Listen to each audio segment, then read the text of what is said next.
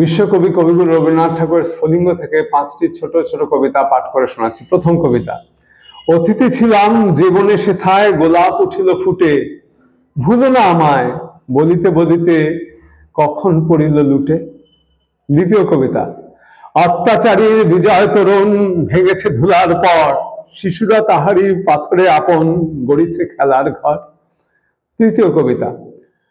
অনেক তিয়াসে করেছি ভ্রমণ, জীবন কেবলই খোঁজা, অনেক বচন করেছি রচন, জমেছে অনেক বোঝা, যা পাইনি তারি লইয়া সাধনা, যাব কি সাগর পার, যা গাইনি তারি বহিয়া বেদনা, ছিড়িবে বিনার তার।